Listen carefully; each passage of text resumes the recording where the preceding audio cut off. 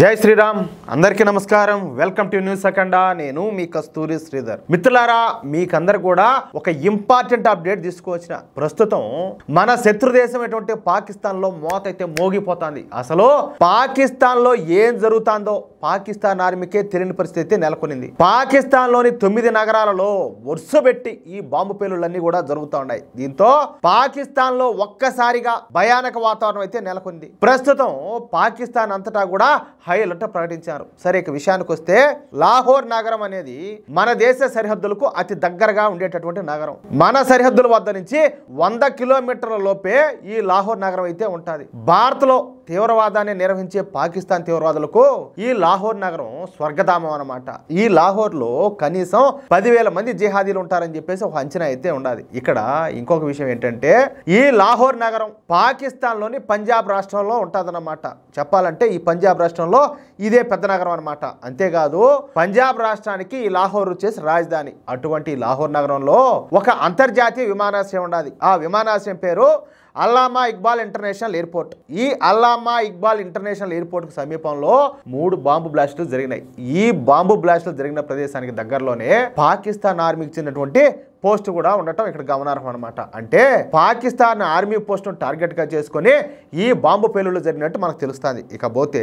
లాహోర్ లో 3 బాంబు పేలుళ్లు జరిగిన కాసేపటికే కరాచీలో బాంబు పేలుళ్లు జరిగినాయి ఇక్కడ కూడా ఒక 2 నుంచి 3 వరకు బాంబు పేలుళ్లు జరిగినట్టు తెలుస్తుంది ఇక కరాచీలో బాంబు పేలుళ్లు జరిగిన వెంటనే రావల్పిండిలో బాంబు పేలుళ్లు జరిగినాయి ఇదే అన్నిటికంటే కీలకమైన బాంబు పేలుడు అనమాట ఎందుకంటే ఈ రావల్పిండిలోనే పాకిస్తాన్ ఆర్మీ యొక్క ప్రధాన కార్యాలయాలు ఉంటాయి అలాగే Pakistan army Pakistan navy Pakistan air force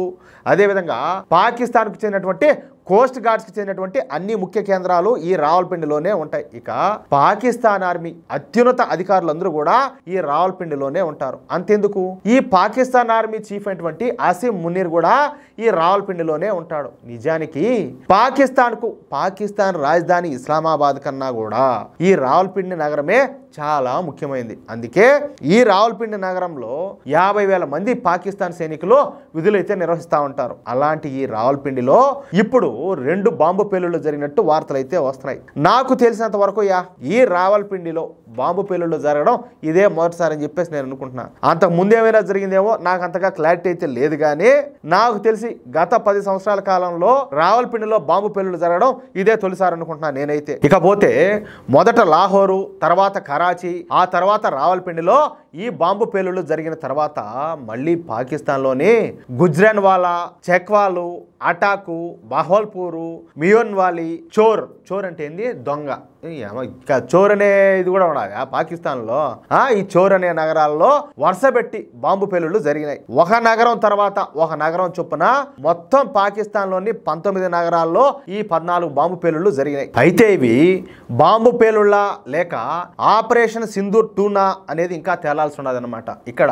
వాస్తవానికైతే ఇక్కడ 3 విషయాలు ఉన్నాయి అవి ఏంటి అనేది ఇప్పుడు మీకు చెప్పే ప్రయత్నం చేస్తా అవేమిటంటే ఇప్పుడు బాంబు పేలుళ్లు జరిగిన ఈ 9 నగరాలు కూడా పాకిస్తాన్ కు చెందినటువంటి పంజాబ్ రాష్ట్రంలోనూ అలాగే సింధు రాష్ట్రంలోనూ జరిగినాయి ఇక్కడే పాకిస్తాన్ కు చెందినటువంటి ప్రభుత్వాధికారులు కాంట్రాక్టర్లు పారిశ్రామికవేత్తలు సంపన్న వర్గాల వాళ్ళు పాకిస్తాన్ ఆర్మీ అధికారులు అదేవిధంగా రిటైర్డ్ అయిపోయినటువంటి అధికారులు ఐఎస్ఐ అధికారులు వాటి కార్యాలయాలు ఉంటాయి కాబట్టి ఈ 9 నగరాల్లో తెహ్రీకే తాలిబాన్లు కానీ లేదా ఈ బెలూచిస్తాన్కి చెందినటువంటి రెబల్స్ కానీ ఈ బాంబు పేలుళ్లను జరిపి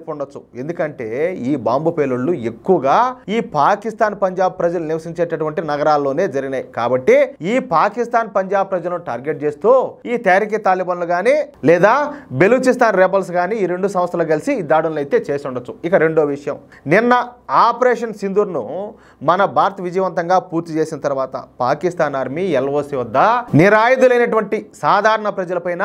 కాల్పులు జరిపి 15 మందిని పొట్టన పెట్టుకున్నారు అయితే దీనికి కౌంటర్గా మన భారత్ అటాక్ డ్రోన్లను ఉపయోగించి ఈ దాడులు చేసి ఉండొచ్చు ఎందుకంటే ఈ 9 నగరాల్లోని ఆర్మీ పోస్టులు ఆర్మీ రెజిమెంట్లు ఆర్మీ బేస్లే టార్గెట్ గా ఈ దాడులు అయితే జరిగినాయి ఇక మూడో విషయం ఏంటంటే ఆపరేషన్ సింధూర్ ను భారత్ విజయవంతంగా పూర్తి చేసిన తర్వాత పాకిస్తాన్ ఆర్మీ రెచ్చిపోయింది చెప్పినా కదా ఈ సరిహద్దు గ్రామాలపైన దాడులు చేసి 15 మంది అమాయకులను అయితే పొట్టన పెట్టుకున్నారు ఈ ఘటన పైన మోడీ ప్రభుత్వం తీవ్రమైనటువంటి ఆగ్రహం వ్యక్తం చేసింది అందుకు బదులు తీర్చుకుంటామని చెప్పేసి స్పష్టం చేసింది దీంతో ఈసారి భారత్ తమ ఆర్మీ పోస్టులను ఆర్మీ బేస్లను,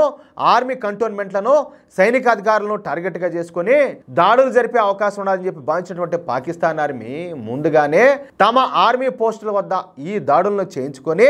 ఆ నెపాన్ని మన మీదికి తోసేసే అవకాశం కూడా ఉన్నది. అంటే భారతదేశమే మా పైన ఈ దాడులు చేసిందని చెప్పేసి ముసలి కన్నీళ్లు కార్చే అవకాశం కూడా ఉండదు. అంటే పాకిస్తాన్ ఆర్మీ గజ గజ గజ వణికిపోతుందన్నమాట. మిత్రులారా, ఇప్పుడే మనకు అందుతున్నటువంటి కొన్ని అప్డేట్స్ ప్రకారం భారత్లోని 15 నగరాల్లోని మిలిటరీ స్థావరాలపైన